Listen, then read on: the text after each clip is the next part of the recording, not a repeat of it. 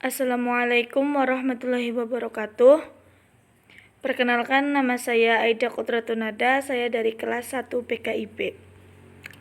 Di sini saya akan memberikan sebuah materi tentang pola perkembangan sejarah pemikiran Islam, perspektif insider dan outsider. 1. Sejarah pemikiran dan peradaban Islam. Munculnya cikal bakal kelahiran peradaban Islam pada dasarnya sudah pada awal pertumbuhan Islam, yakni sejak pertengahan abad ke-7 Masehi. Ketika masyarakat Islam dipimpin oleh Khulafaur Rasyidin, peradaban Islam pada masa dinasti Abbasiyah merupakan dampak positif dari aktivitas kebebasan berpikir umat Islam kala itu yang tumbuh subur ibarat cendawan di musim hujan. Namun, pada tahun 1258 Masehi, dinasti Abbasiyah mengalami kemunduran. Hal ini juga diikuti oleh peradaban Islam yang mengalami kemunduran juga. Hal ini terjadi karena menurunnya aktivitas pemikiran umat Islam yang cenderung stagnan. Setelah berabad-abad umat Islam terlena dengan tidur panjangnya, maka pada abad ke-18 Masehi mereka mulai bangkit dari stagnasi pemikiran dan mengejar ketertinggalannya dari dunia luar, dunia barat atau Eropa. Perkembangan pemikiran dan peradaban Islam didukung oleh para khalifah yang cinta ilmu pengetahuan dengan fasilitas dana secara maksimal karena stabilitas politik dan ekonomi yang sudah mapan. Hal ini sering dengan tingginya semangat para ulama dan intelektual muslim dalam melaksanakan pengembangan ilmu pengetahuan agama, humaniora dan eksakta melalui gerakan penelitian, penerjemahan dan penulisan karya ilmiah di berbagai bidang keilmuan. Melalui gerakan pemikiran Islam, berkembang disiplin ilmu agama atau ilmu-ilmu keislaman, seperti ilmu Al-Quran, ilmu qiraat, ilmu hadis, ilmu kalam atau teologi, ilmu fikih, ilmu tarikh, ilmu bahasa dan sastra. Di samping itu berkembang juga ilmu-ilmu sosial dan eksakta, seperti filsafat, logika, metafisika bahasa, matematika, ilmu alam, geografi, aljabar, aritmetika, mekanika, astronomi, maupun kedokteran dan kimia. Ilmu eksakta melahirkan teknologi yang sangat dibutuhkan dalam menunjang peradaban umat Islam. Maksud dari pemikiran ialah kegiatan umat Islam dalam mencari sebab akibat atau asal mula dari suatu materi ataupun esensi serta renungan terhadap sesuatu wujud baik materinya maupun esensinya, sehingga dapat diungkapkan hubungan sebab akibat dari suatu materi atau esensi, asal mula kejadiannya serta substansi dari wujud dan eksistensi sesuatu yang menjadi objek dari pemikiran tersebut.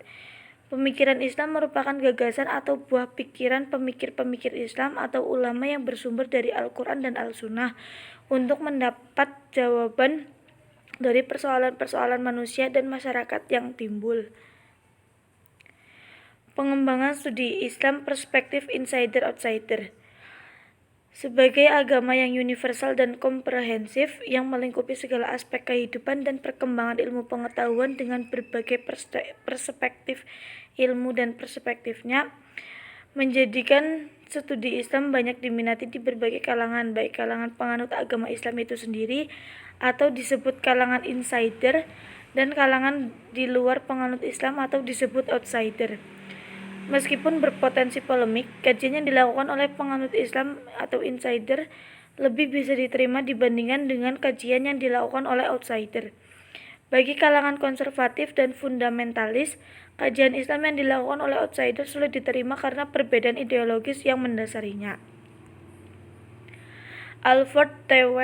Wells mengklarifikasi kecenderungan kajian keislaman dalam 3 bidang, yaitu studi teks Al-Quran itu sendiri atau eksegesi, sejarah interpretasinya, dan peran Al-Quran dalam kehidupan muslim, serta kajian metodologi tafsir. Mayoritas kaum muslim lebih tertarik pada bidang kajian pertama, sedikit sekali yang tertarik dengan bidang kajian yang kedua dan ketiga. Para Islamolog dan Islamisislah yang mempunyai banyak minat pada bidang kajian kedua dan ketiga.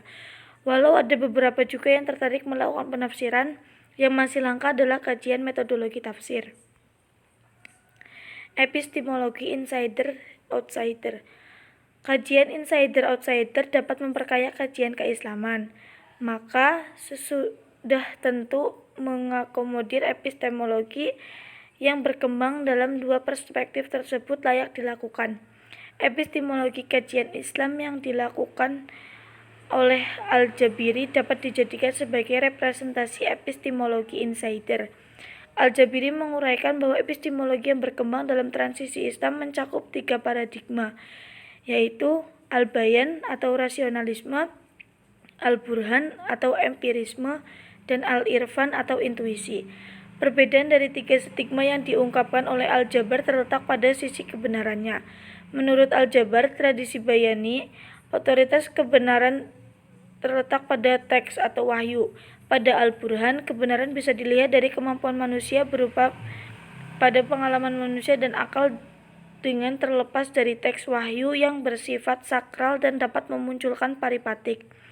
Sedangkan Al-Irfan, sumber pengetahuan berasal dari zat transensen yang masuk berlangsung ke dalam diri manusia. Pengetahuan yang bersifat huduri diperoleh melalui pengalaman esteroik manusia yang metode perolehan pengetahuannya berasal dari pengalaman genostik.